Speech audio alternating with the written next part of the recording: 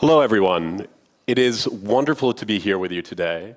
I'm going to be taking us through a little bit more of a historic journey. I know a lot of you are doing a lot of building at the moment. You're coming up with new ways of changing the world, utilizing blockchain.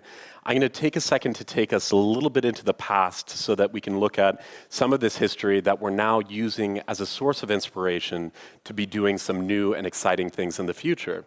And we as an organization always try to think about how we can share the past so that we can inspire others to create the future. So today I'm going to take you a little bit through the history of who this Lobkowicz family is as well, a little bit of the history in the context of this beautiful city of Prague that we're in for this lovely conference. Then we're going to talk a little bit about digitization and decentralization that we're seeing in our own organization, some of our NFT experiments, and what's coming in the future. But for our family, we come from an old Bohemian noble family that has 700 years of history, that has been lost twice and regained twice. And I always like to begin here with this figure that we see of Europe. This is Europa Regina. And here we see where we are now in the city of Prague, in Bohemia, which has always been considered the heart of Europe. And this is where our family story began, where the first Prince Lobkowicz, my direct ancestor, served as Chancellor of Bohemia to the Habsburgs, who were managing the Holy Roman Empire at the time. This meant that we were managing the Kingdom of Bohemia in this large empire that existed of many nations. And throughout the course of that history, the family amassed an incredible collection of paintings, music, decorative arts, arms and armor. So you'll see some of the highlights of the collection in here, including a painting by Peter Bruegel the Elder showing haymaking, painted in 1565, a painting by Antonio Canaletto showing the wonderful city of London. But we also have musical manuscripts that are hand annotated by Mozart and Beethoven. There are 20,000 movable objects in the collection, 1.5 kilometers of archival material, 2.5 kilometers of library material. And a lot of this is virgin material just waiting to be discovered and shown. And so these collections and the castles that made up them, the family had 10 castles at their peak, which was quite a bit to manage, but they were lost twice and regained twice. First, under the Nazi occupation in 1939. My great-grandfather, who had helped establish the Czechoslovak state here when it became the first republic, was also quite an outspoken critic of Adolf Hitler, and for that reason was put on Hitler's blacklist to be executed upon the annexation of Czechoslovakia. Fortunately, that did not happen, and throughout the course of the war, my great-grandfather lived in Great Britain, where he served as Czechoslovak ambassador to Great Britain. And when the Blitz began, my grandfather and his two brothers were sent by way of Canada to the United States. Now you're starting to see why I speak with an American accent as well. But during that time period, the collections were seized and they were put in various states of storage and disrepair. Rodnice Castle, our ducal residence, was turned into a Napola school to train the next generation of SS officers. The paintings themselves were seized. You may have actually heard of this famous group known as the Monuments Men. They were actually responsible for finding many of these stolen works of art at the end of the war, reclaiming them, and then returning them back to our family. You may have seen the movie with George Clooney, Matt Damon, Jean Dujardin, the heartthrobs that they are. And there's a great book by Robert Edsel that talks a little bit more about this. So this is the first restitution where we got back this collection of these many different objects and pieces. And then eventually the communists took over in 1948. So you had a 3-year period of peace, and then communism took over. And during that time period, the collections were completely dispersed. They went into various places. Some were managed by the National Gallery. Others were just kept in different storage facilities. So they were all placed in all these different locations. And this is where provenance history is so important. It's because it allowed us to track where these things went over time. And then, of course, we had the fall of communism here in Czechoslovakia under the enlightened leadership and vision of our poet-playwright president, Václav Havel. And we were greatly inspired to come back to this country when he was calling all Czechs to come here to be a part of the seismic changes that were happening here. And here we see my father, who was standing in front of Rodnice Castle, our ducal residence, who led this process of restitution. Now, this may sound like a fairy tale, getting all of this back, but the realities of restitution were quite complicated. And here you can see what we were getting back. So, yes, they're beautiful paintings, musical scores, but getting back many of these castles that hadn't been taken care of for over 60 years posed a very difficult situation. We also weren't coming with huge amounts of capital that we could just spend on all of these different castles. We were living in Boston. My father was working in as kind of in real estate at the time, and came back on behalf of the family with his father's pension to hire a lawyer and drive around in a Skoda Favorit, which are these tiny little cars, to 100 different locations across the country to find all these different pieces. And so this is what we were getting them back in and what the states were. And so what we had to do was look for ways to actually take care of these things in the 21st century, which is quite complicated. And it's not us living in palaces and castles like our predecessors, but really it's actually quite involved work where we're trying to look at how do we restore facades? How do we restore the different paintings that have been completely damaged during this time period? How do we deal with ongoing maintenance costs to manage all of this? And for us as a family, when we came back, we said, what do we really want to be doing with all of this? And we said we wanted to open them to the public for the first time in history, with the mission of preserving, studying, and sharing them with the world. And so that's what we do today. So we sold off different real estate assets that we got back and invested them into the cultural buildings and created cultural tourism activities to support everything we're doing. And today there's a variety of public programming that we do.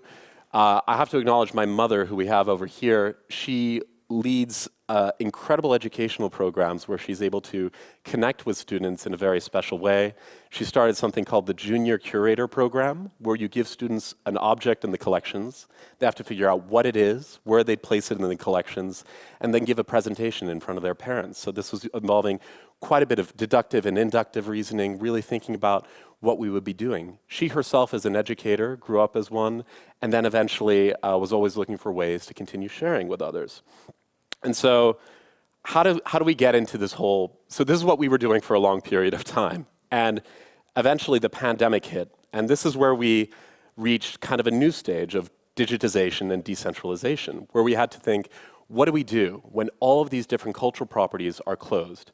No income is able to be generated to support the collections. We have to keep on a staff that have to continue maintenance and their upkeep and care of these pieces, despite being in the middle of a global pandemic. And we started with doing virtual tours, and this was quite difficult for me because I hated speaking into a telephone the entire time, and I couldn't speak to you and see. I never knew whether any of my jokes were landing the entire time on my tours. So it was quite a difficult time period. But we had hundreds of thousands of people who actually were able to visit us during this time period. We had more digital visitors than we had physical visitors the previous year, which was the record highs for tourism in the Czech Republic. And this opened our eyes a little bit more to what could be done when we could actually utilize decentralization to bring more people into a room. I was able to have a tour of 5,000 people watching live at the same time who normally could not physically go through those rooms while I was giving it. So I was doing this on Zoom. We were doing different company team building things as well. We also did another initiative called Yogart, which was quite fun, yoga in historic spaces. And we were trying to find new and innovative ways to make culture relevant, make it exciting for people, find a new way for a younger audience to also reconnect. And so now you must be wondering, why are we here listening to this guy talk about history at an Ethereum conference as well? Well, we slowly started looking at NFTs and blockchain back in it was February of 2021. And we were interested for a variety of different reasons. Firstly, I was mentioning provenance accuracy as well. Provenance is the history of a different work of art or piece traveling over time and seeing where it has transferred throughout that course of that time period. This is what allowed us actually to restitute all of the different pieces that we got back. And we got back about 95% of our collections, which is quite incredible.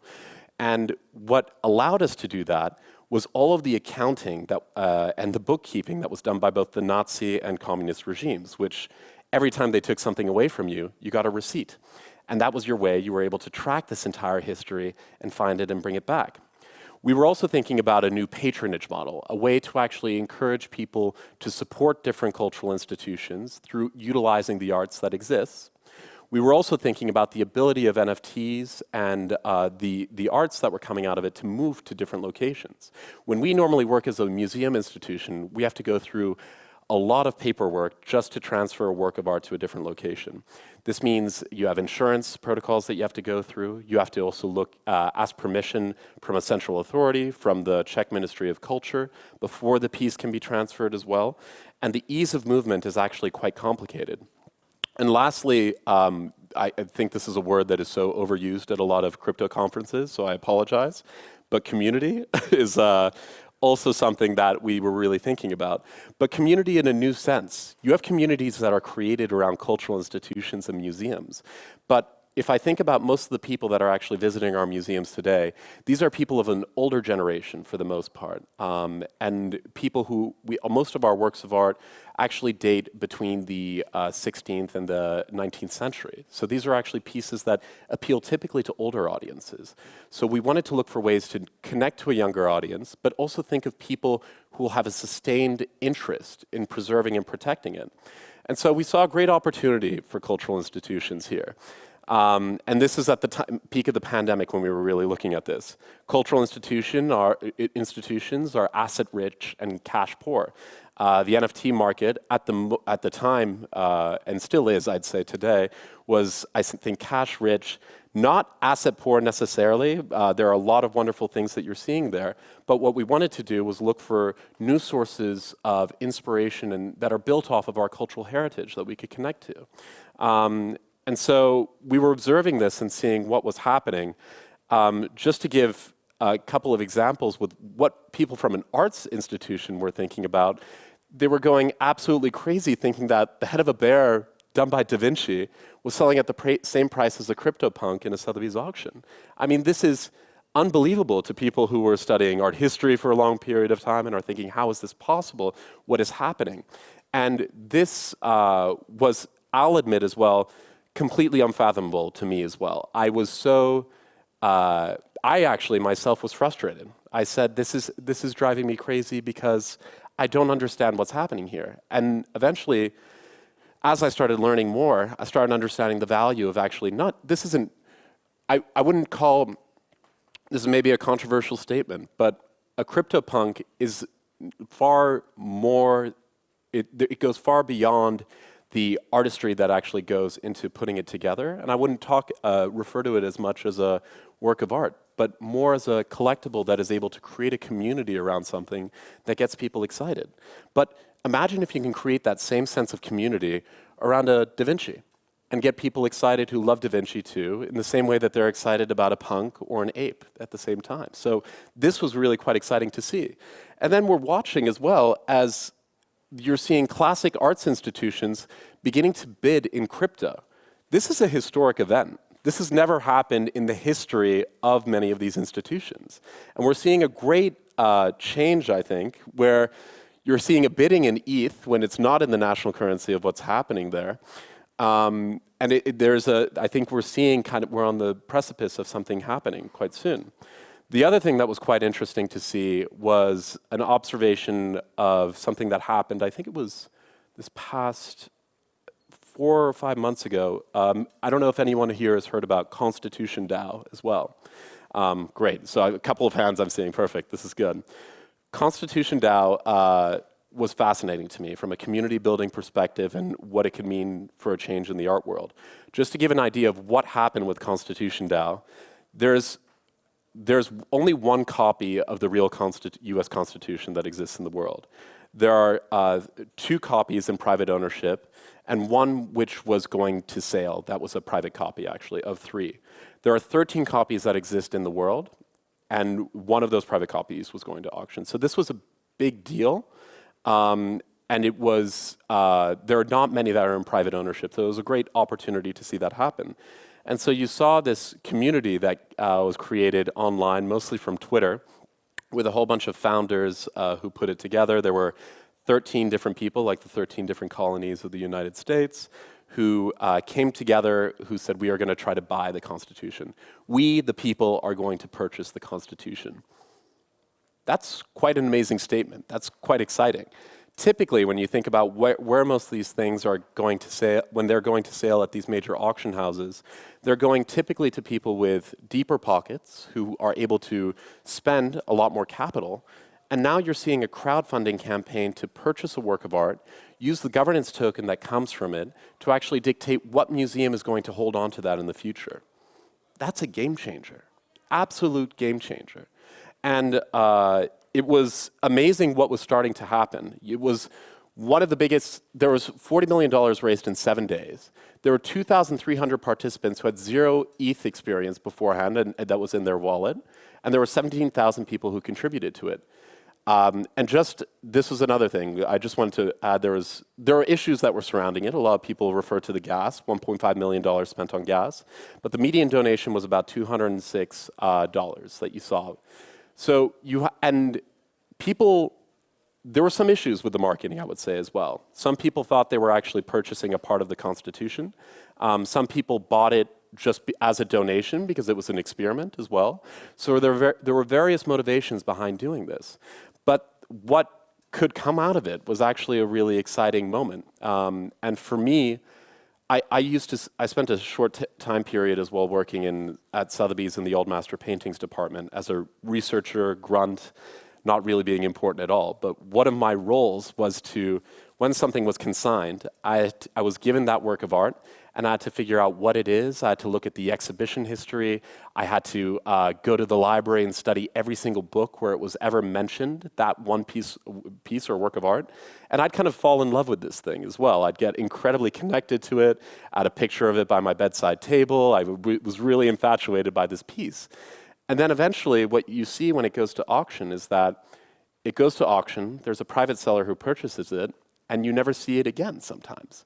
A lot of the times, art is used as an investment. It's not, you don't know who it goes to as well, if it's anonymous. There's not full transparency in what's happening. And very often, they will be away from public eye. So there are some issues with the art market which can be changed, I think, in the future.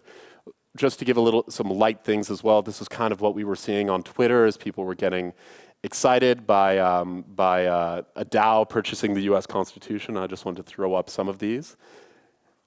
People were trying to find ETH. I thought you'd like this. ETH and We the People.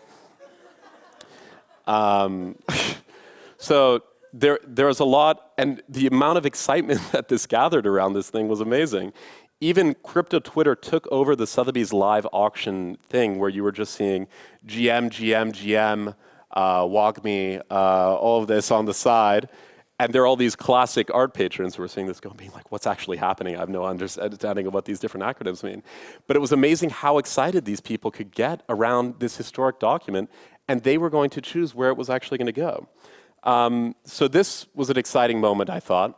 We also have seen a lot of museums enter this space where they have actually looked at we've been kind of calling a scan and ship model, where they scan a different work of art, sell off different editions of it, and then turn those into NFTs. And we've seen the Hermitage do this as well.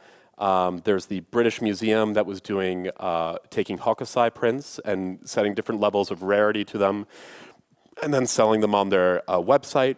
And recently, the Belvedere Museum in Vienna, they also did something with their The Kiss by Gustav Klimt. On Valentine's Day, they sold off 10,000 different pixels of The Kiss NFT, and you can see this would be one of your pixels, and they give you the exact coordinates of where that is. And so this is one model we've seen, I think, most museum institutions explore. There are some questions I have about that as well, as in terms of what are you actually purchasing when you're buying many of these NFTs? Is it similar to a print that you would have typically if you bought a print in a museum? Are you buying ownership in it? And this is something that I think is actually waiting to be defined a little bit in the space, actually. And I think even in the case of Constitution DAO, which I mentioned earlier, I think a lot of people actually thought that they were purchasing part of the Constitution. And if you look at the memes that I was showing you earlier, it made it sound like you were actually doing that. So I think there's a lot that is sort of being defined at this moment in time, and whether these digital pieces have the value that's associated with the pieces, but are you relating digital value to physical value of the pieces side by side? These are some of the things that are being explored. And so we ourselves are also looking at what that means. And then there's another model which I'd say is also interesting, is looking at how do we take works of art that already exist and then find new ways to actually interact with them. And I wanted to bring up an example here which was put on display at the Guggenheim Museum, which was quite amazing. You can see Las Meninas by Diego Velázquez, which is in the Prado Museum in Madrid. And then another piece that was created by Yves Sussman, which was called 89 Seconds at Alcazar. And this piece shows, it's a video piece actually, that shows kind of the creation of this actual work of art in a video form. And this was one of the more popular displays in the Guggenheim, and it actually sold as an NFT a little bit later on as a copy of it. But this is quite an interesting model, I think, because it's finding a way to build off of our cultural heritage to create something new. But this also isn't anything new. This has been done in art history for thousands of years. This is a painting in our own collection by Diego Velázquez, which shows the Infanta Margarita. And you have two other editions of this that have been put together by Picasso and Dali as well. Now, these two pieces, when they were first made, people thought this was blasphemous. You can possibly take the work of an old master and try to recreate it in this form. And many of these pieces are now selling, if you were to put them at auction, would sell for millions of dollars immediately. So there, you are seeing this model. You've seen this model in the past, for sure. And this is sort of the area where we started thinking about, okay, what would we do if we sold off an NFT as a museum institution? What would that look like? And we started with one piece that we called Unseen Gaze. This is a painting we have in the collection by Paolo Veronese, which shows David and the head of Goliath. And we animated on top of it the X-ray and infrared imaging of the piece, which shows another ghostly head in the background that was done in the underpainting of the canvas. This is an example of something you can only see in the digital world that you can't see in the physical world. The idea of having an additional painting that you're able to bring out into the foreground where we're able to share and connect with people. So that was an example of something we had shown as an NFT, and we sold in October. Then on top of that, we had another minuet that was written by one of my ancestors, Anna Wilhelmina von Altan, who was the wife of the fourth Prince Lobkowicz. And she was quite an accomplished lutenist, but was not recognized for a lot of her musical abilities in the 18th century by virtue of just being a woman. And so what we thought would be quite interesting would be to take that piece of music, record it for the first time in history, and play it and create an animated piece that shows her handwriting and play over the music that for the first time in over 250 years. So that was a really exciting moment for us because not only were we able to retell some of these very important stories in history, and this is what we're trying to do in our curation as well, but it was also a great way to showcase the music of someone who had really put something together that was quite special but hadn't gotten the acknowledgement that it deserves. And today, that piece is in a museum in the metaverse in Somnium Space, which I have no idea how she'd feel about that, but I think it's quite exciting conceptually because anyone can go from all around the world to see that piece and connect with it. And the last piece we did, which were part of these digital explorations, was a piece of, this shows a piece of sgraffito that's on the outside of one of the castles we operate, and it shows it degrading over time due to different weather and things that hit that piece. And we wanted to showcase what happens to cultural monuments over time if they're not cared for. And the example of this castle, which is just 35 minutes north of Prague, sgraffito, which is the technique of scratching into stone, slowly degrades after about 30 to 50 years. Just to restore all of the sgraffito on the outside of that facade of the castle costs about €1 million, just to give you an idea. And this is something we haven't been able to fundraise for. So the idea here was to create a piece that would fundraise for that project.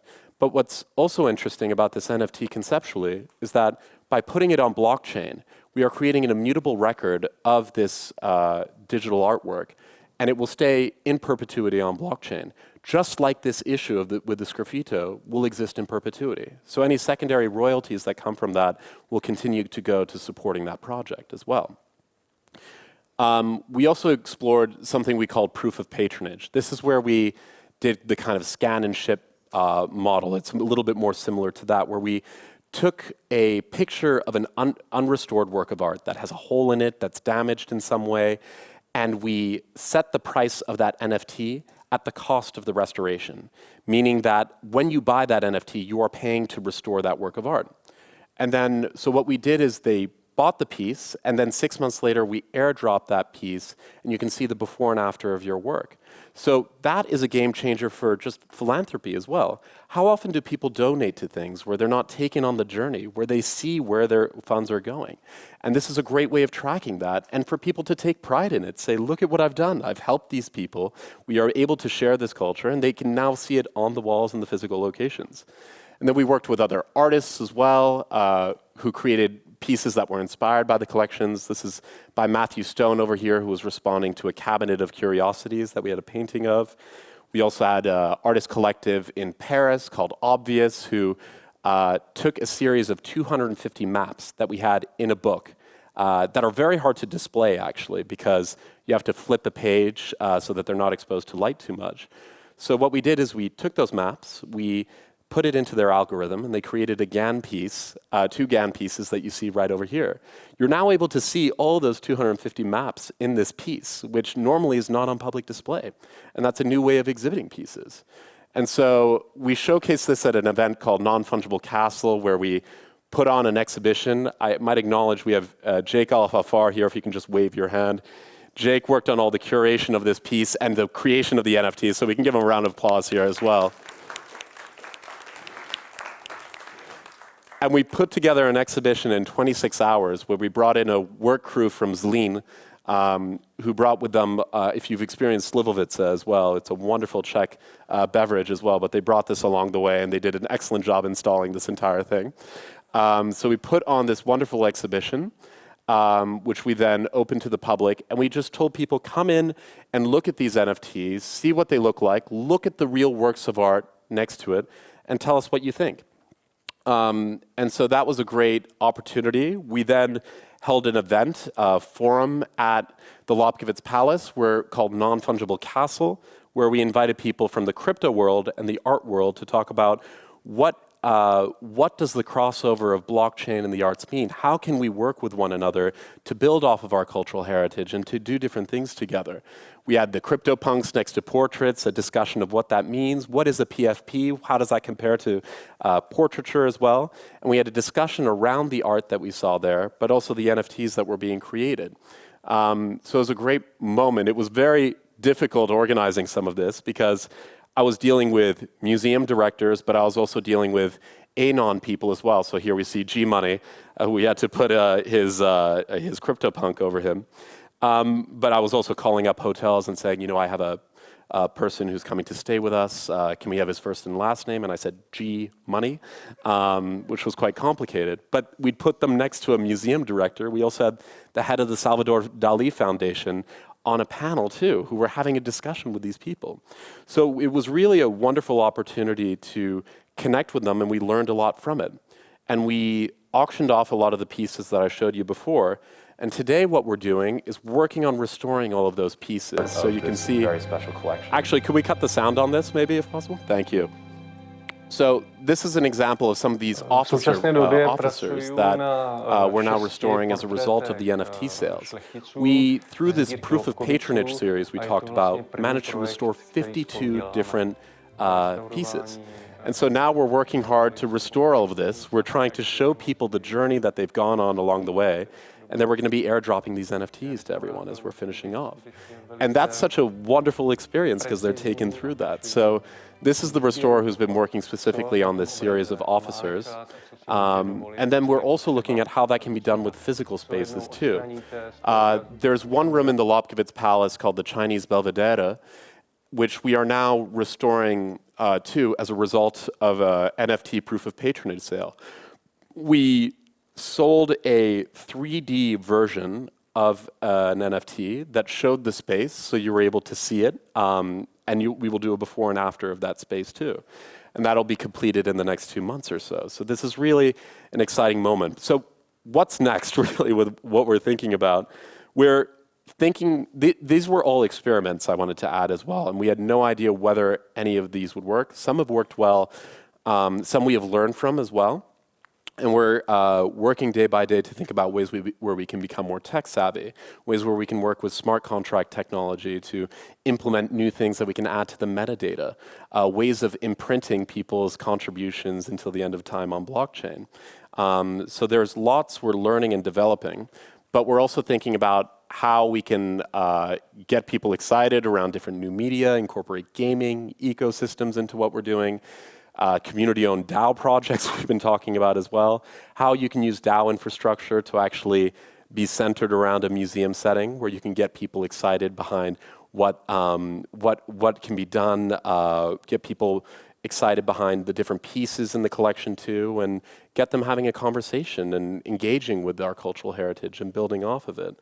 And next we'll be doing another iteration of Non-Fungible Castle as well, where we'll have an exhibition that'll be running at the Lobkowicz Palace. You're all more than welcome to come and visit that. We'll be doing a lot more the new things that we'll be putting on display, working with new artists. We're also working on an interactive cultural experience, which sounds like a strange thing, but hear me out.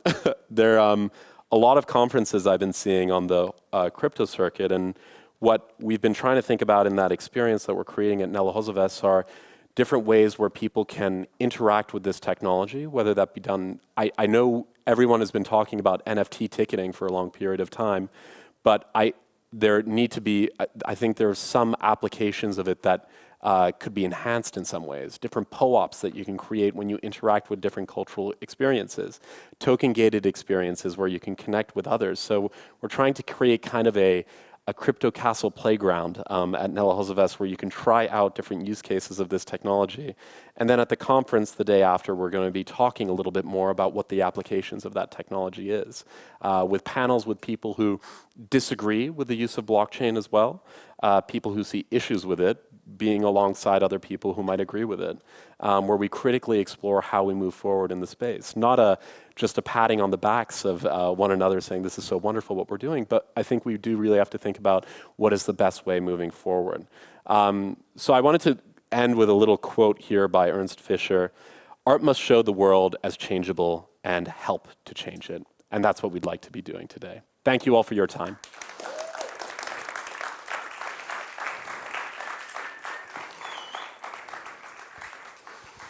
Well, I'm quite sure after that there must be some questions.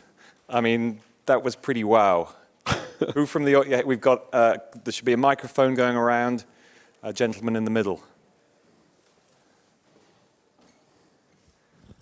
Thank you very much for the presentation. I was wondering, you called CryptoPunk collectible. I sort of agree with that we have kind of two sides where there is a real art from artists, and there are collectibles, and they are somehow mingling in together.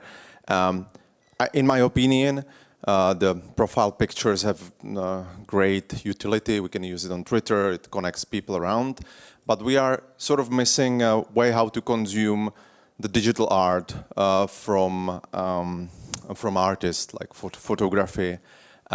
What changes, in your opinion, needs to be made to make them as appealing as monkeys and punks? And so what kind of instruments are we missing? I think we're missing a definition of terms. Very often we're seeing different... a term I hear thrown around quite a bit is crypto art, for instance, which I think there is definitely a new kind of artistic movement that we're seeing where exactly the mediums that you were just describing, whether they be graphic design, incorporating digital tools to do animation, these things that have typically not been really explored as artistic mediums for a long period of time because they haven't been understood, have actually come to the forefront as a result of NFTs. And you're seeing a new type of art that's developing too, which is in line with a lot of internet culture that you see too, where different things are being created. And then what happens so often, though, is that because there are so many new people that are entering this space, whether they be from the artistic world or the crypto world trying to get into the art world as well, I think all of the terms are being thrown around in different ways. So when I think about even the collectibles that we were describing, I don't have an issue with collectibles. I think they're fantastic. I think they're great ways of people connecting with one another. The idea of someone being able to connect with another person because they have a similar trait because of a CryptoPunk and having a meetup in Paris because of that, that's incredibly cool. It's incredibly exciting.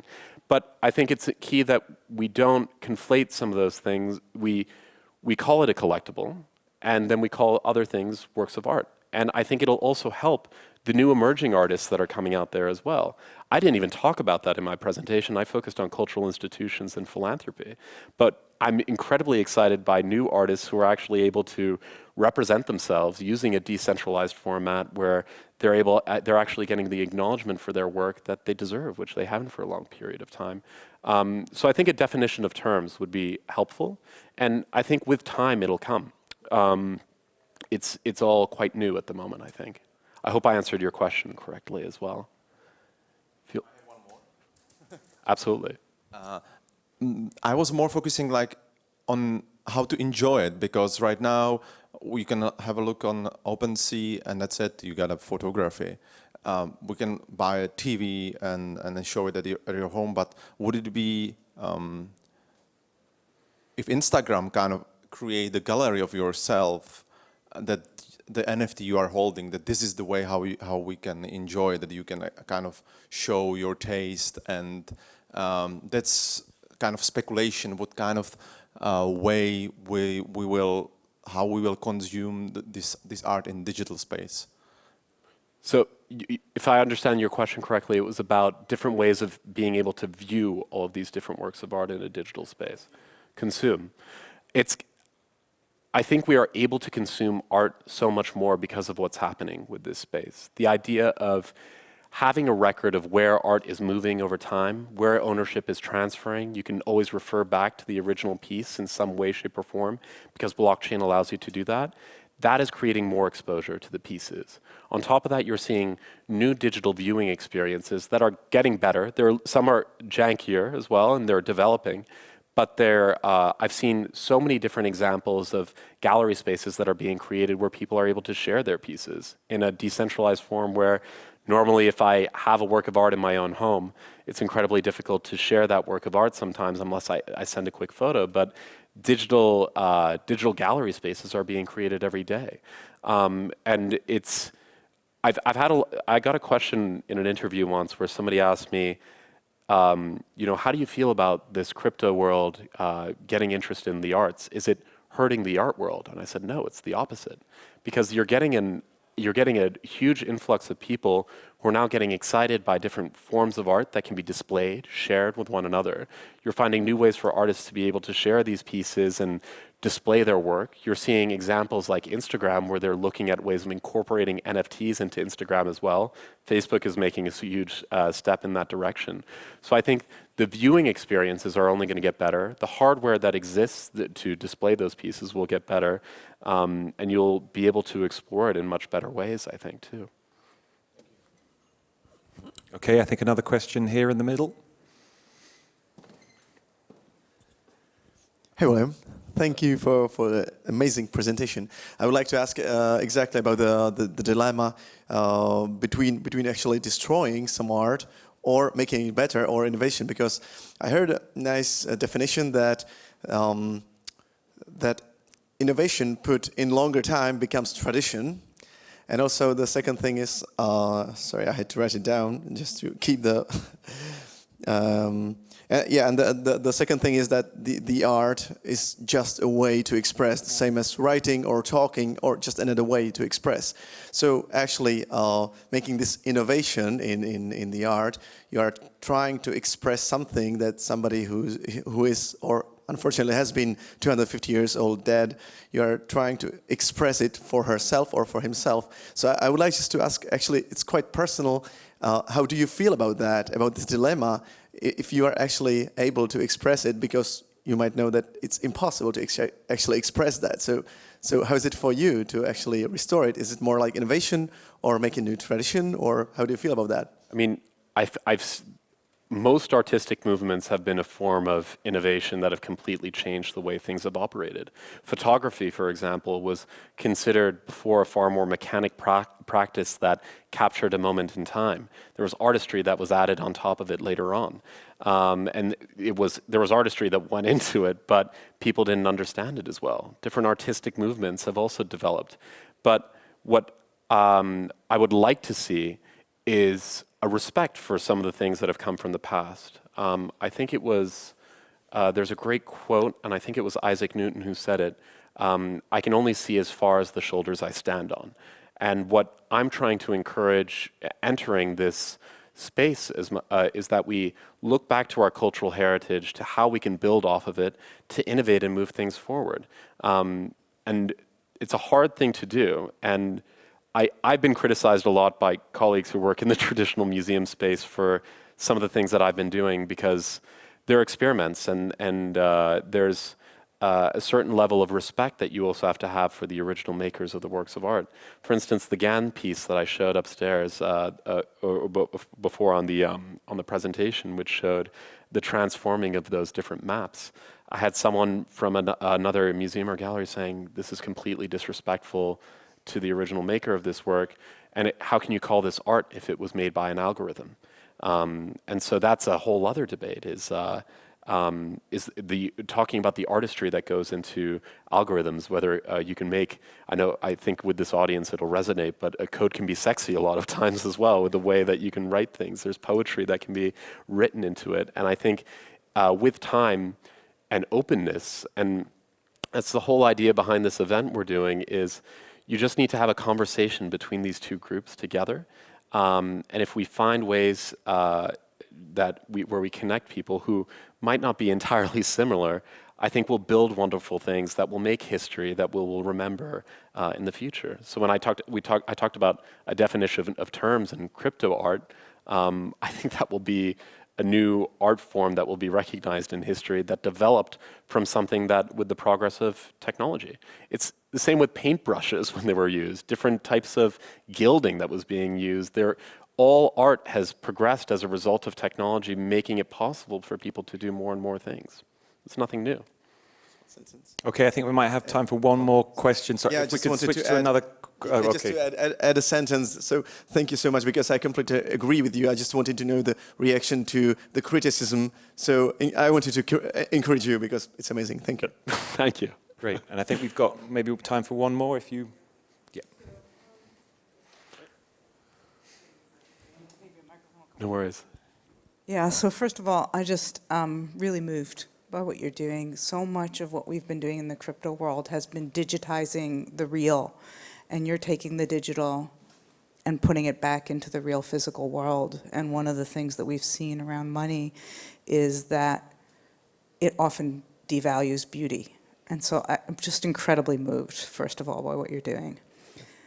My question is about sharing, and you talked a little bit about the critique from other things. I mean, we are in this open source community.